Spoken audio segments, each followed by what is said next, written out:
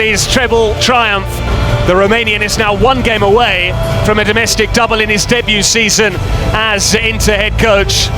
Lazio have spent the campaign hampered in the transfer market and frequently in conflict with their fan base, and yet they too are just one game away from a trophy, and with it the reward of European football.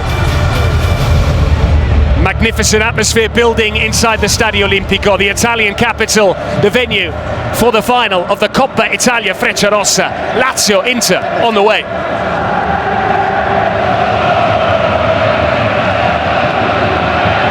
Yeah, he's the only player and coach to win the Scudetto Coppa Italia in the same season as a coach and a player, which is pretty incredible to do that. And again, a year ago, if we're all sitting at this desk and you said that Chivu was going to do it, nobody would have expected. Nobody expected Inzaghi to leave, number one, but nobody expected the coach of Parma at the time, despite being in the youth system, would be able to do this and have such an impact. And he's a fantastic person. You talk a lot about when you were able to meet him, but I've heard from the amount of people that I've heard that know him personally and say how intelligent he is, how educated, how great of a person he is. So it's nice to see him get this over the line. It's so true. It feels like he's got an amazing balance of being a great man manager, but the tactician. Here he is with Jose back in 2010 when they did win the treble. Doesn't seem that long ago, does it? We had him here. We interviewed him on one of our morning shows here at Paramount, Morning Footy.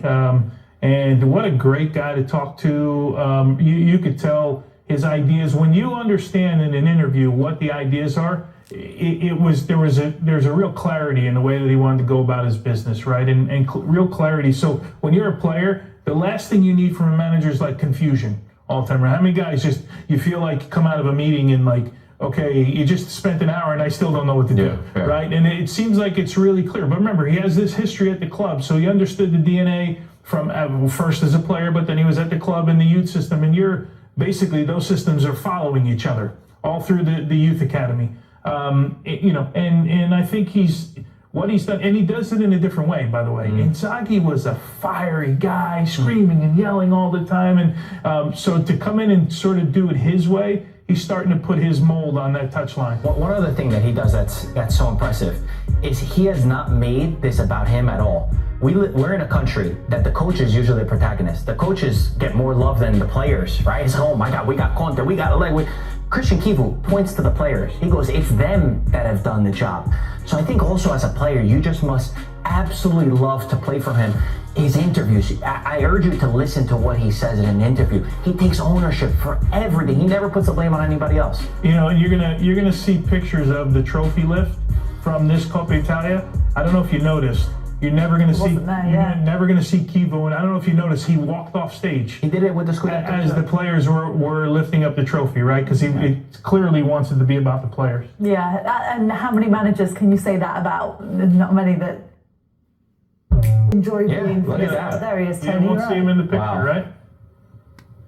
Do you like that? Do you respect a manager even more? There's clearly he's a big part of this, right? I mean, this trophy is as much his as it is anyone else's, but I mean, don't you think, you know what these pictures look like, right? You're going to see fireworks behind, and you're going to see the team, you're going to see, and Chivu's not going to be in those pictures, right? And it's just I think it's an indication of he feels that this is just the players' thing, right? They did this.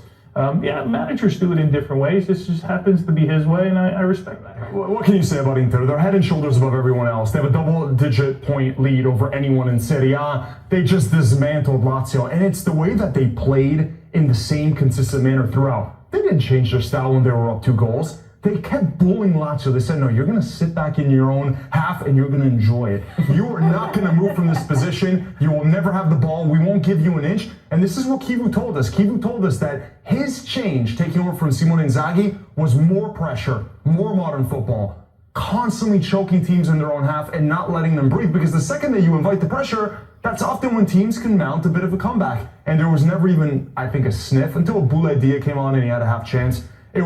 We could all feel that there was no chance that Lazio were going to come back in this one. It's so true. I mean, you boys couldn't really make a case for them even at the beginning of the match. other than they had to be perfect, and that pretty much went out the window early on, Marco.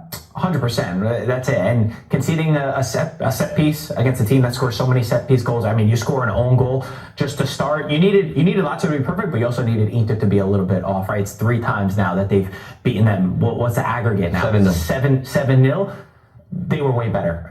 It was night and day. Lazio season, we can talk about forever. On the midfield, though, the thing that I love about Inter's midfield, they all have a technical ability, an incredible technical ability. Everybody can do a little bit, and Sucic has grown throughout the season. He brought a physicality as well. He wins so many balls back, but he also could do a lot. So I love how you showed that he could drop in deep, but we've also seen him throughout the season get stuck in. So to get into the Inter midfield was not easy. Today they didn't have Hakan Çalhanoğlu. How many times could we say that Inter looked this good without a player of Hakan Çalhanoğlu's ability? It's something that we wouldn't have said last year or the years prior. Mm-hmm. Yeah, Sucic and Zielinski kept swapping back and forth. Just like Çalhanoğlu took over for Brozovic when Brozovic got injured. Now they've got 2 guys that can pretty much fill in for Çalhanoğlu. It's depth, it's younger depth with the attackers. With how bad Juve and Milan have been in the transfer market, it's refreshing to see Inter mostly get it right, especially with the free transfers where they're playing in a different league altogether. And as good as Inter's been, unfortunately, we were talking about Lazio and where this leaves them for next season, potentially with no manager, no European football, and a lot of players that probably hope that they're out the door, which is harsh to say. Is this rock bottom for Lazio? Well, fans are already down. You just got them even more depressed. I mean, that's accurate, sadly, Poppy. I mean, Lazio, you don't think of them as a mid-table club.